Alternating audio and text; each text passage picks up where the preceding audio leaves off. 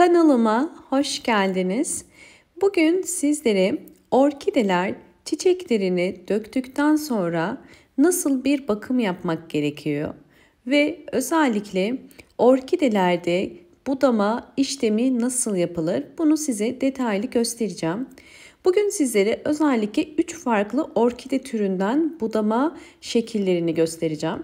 Çünkü her birinin farklı bir durumu var. Orkideleri budama yaparken yani dallarını keserken dikkat etmemiz gereken bir takım püf noktalar var.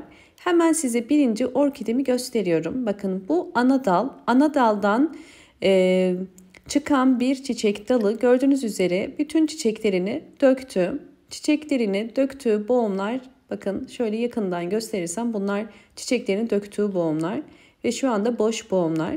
Bu boğumlardan artık çiçek dalı çıkmayacak. Bu yüzden budama işlemini yapıyoruz ki boğumlardan tekrardan çiçek dalı çıkabilsin. Bu bir boğum ve gördüğünüz üzere üzeri kabuklu. Yani bunların içinden tekrar çiçek dalı ya da K2 çıkabilir. Hemen bakın gördüğünüz üzere şurada boş boğumlar. Bu ilk çiçeğini dökmeye başladığı boğum. Budama yaparken dolu boğum ile boş boğum arasından kesiyoruz. Bakın gördüğünüz üzere dolu boğum ve boş boğumun arasından kesiyoruz. Hemen bir parmak üzerinden tek hamlede ve keskin bir bıçak kullanmanız gerekiyor ki dalın ezilmemesi gerekiyor. Bakın gördüğünüz üzere kestim. Kestiğiniz dalın üzerine isterseniz toz tarçın sürebilirsiniz ya da bir şey sürmenize gerek yok. Zaman ile dal kuruyacaktır üst kısmından. Bu da kestiğimiz dal gördüğünüz üzere bütün boğumlardan çiçekler döküldü ve bu şekilde boş boğumlar. Şimdi sizlere ikinci budama şeklinden de bahsetmek istiyorum. İkinci budama şekli bakın bu bir ana dal. Yan daldan çiçek dalı vermişti ve yan dalda çiçeklerini döktüm. Yan daldaki budama nasıl yapılır? Çünkü ana daldan farklıdır. Yan dalın hepsini kesmek mi gerekiyor? Bakın bunlar gördüğünüz üzere bakın yeşil yani dolu boğum. Hemen sonraki boğumda boş boğum. Budama yaparken yan dalda da aynı şekilde yapıyoruz. En son çiçeğini döktüğü boğum ile dolu boğum üzerinden tek hamlede kesiyoruz. Bakın gördüğünüz üzere bu budadığım dal ve içerisindeki bütün boğumlar boş yani çiçek döktü bu boğumlardan. Evet hemen diğer dalını da bakın buduyorum. Yine aynı şekilde en son çiçek döktüğü yerin altından kestim. Ve gördüğünüz üzere bakın ana dal ve yan dalı da budamış olduk ve yeşil bir boğum var. O boğumu kesmedik çünkü bu boğumdan da çiçek ya da yavru orkide çıkma ihtimali var. Bakın yine burada da yan dal ve gördüğünüz üzere bakın yan dalın üzerinde de 3 tane yeşil boğum var. Şöyle yakından da bakın gösteriyorum. Budama yaparken kesinlikle boğumları boşuna kesmeyin. Üçüncü tür budamada ise tamamıyla orkide dallarının sararması durumunda nasıl bir budama yapılması gerekiyor ve neden sararır? Bakın size bu orkidemi özellikle yakından da göstermek istiyorum.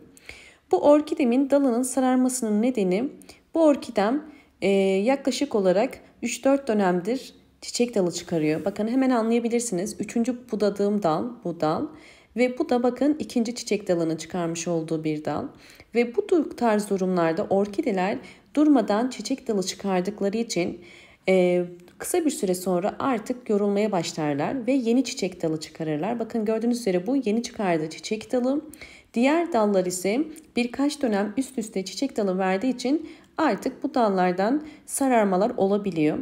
Bu tarz durumlarda yapmanız gereken en alttan kesmeniz bakın. Çok fazla uzun kesmenize gerek yok. En alttan tek hamlede kesin. Evet bu şekilde bakın kesiyorum. Ve diğer dalı da aynı şekilde keseceğim. Orkide dalının sararmasının diğer nedenleri ise eğer orkideleriniz çiçek döktükten sonra uzun süre eğer budamadıysanız bu da orkide dalının sararmasına sebep olabilir. Ya da eğer çiçeklerinizi çok fazla suluyorsanız sulamadan da kaynaklanan kök çürümeleri ya da mantar hastalıkları gibi hastalıklarda orkide dalının çürümesine sebep olabilir. Evet budama işlemini tamamladım ve gördüğünüz üzere bakın artık orkide bakımını yaptık. Zaten yeni bir çiçek dalı vardı. Bol ışık alan bir yere koyarsanız zaman ile bu orkidelerinizin yan dallarından, boğumlarından yeni çiçek dalları çıkardığını göreceksiniz. İkinci önemli yöntem ise orkidelerde nem oranını sağlamak için su kullanımı. Hemen bir püskürtme kabının içerisine suyumu koyuyorum. Size nasıl kullanacağımı da göstereceğim.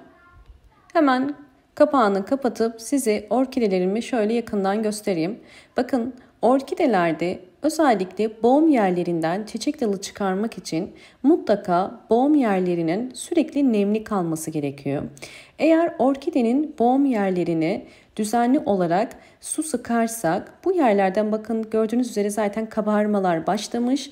Bu yerlerden yeni çiçek dalları çıkabiliyor ve böylelikle bir çiçek dalından birçok çiçek dalı çıkarabilme imkanına sahip oluyoruz. Bakın bu şekilde orkidenin boğum yerlerinin hepsini sıkıyorum. Çok fazla sıkmanıza gerek yok. Buradaki amaç sadece boğum yerlerini yumuşatarak buraların nem oranını sağlayıp bu bölgelerden çiçek dalı çıkarımını kolaylaştırmak. Bakın bu şekilde gördüğünüz üzere sıktım. İster sıkarak, isterseniz de bir pamuğu bu şekilde suya batırarak boğum yerlerini nemlendirebilirsiniz. Ve burada boğum yerlerinin üzerine bu ıslak pamuğu yerleştiriyorum.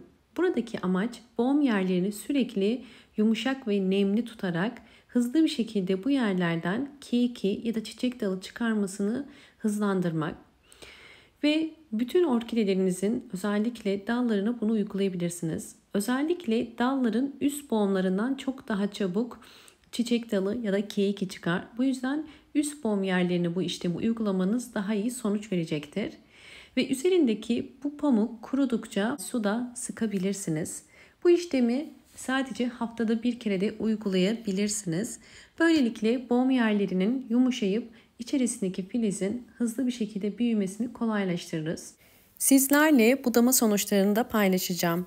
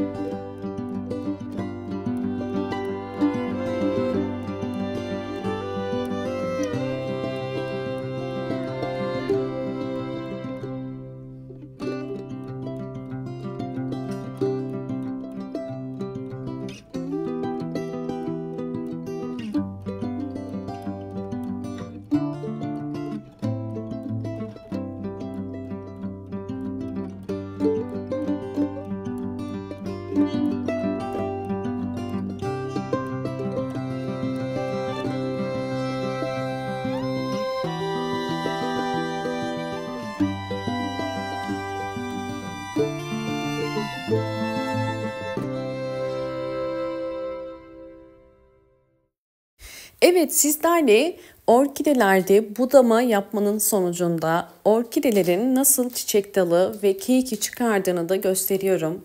Eğer anlattığım püf noktalara dikkat ederseniz budama sonucunda orkidenizin dalı hem çiçek dalı hem de keyiki çıkarabilir. Keyiki çıkarması bazen orkidenin cinsine göre de değişebilir. Fakat sürekli nemli tuttuğunuz takdirde mutlaka boğum yerlerinden çiçek dalı ve keyiki çıkacaktır. Umarım bu anlattığım bütün püf noktalar sizler için faydalı olmuştur. Videomu buraya kadar izlediyseniz ve beğendiyseniz hemen beğen tuşuna basıp kanalıma da abone değilseniz eğer bana destek olmak için abone olabilir ve gelen bildirimlerden haberdar olmak için zil sesini açık konuma getirebilirsiniz. Hoşça kalın, sağlıkla kalın.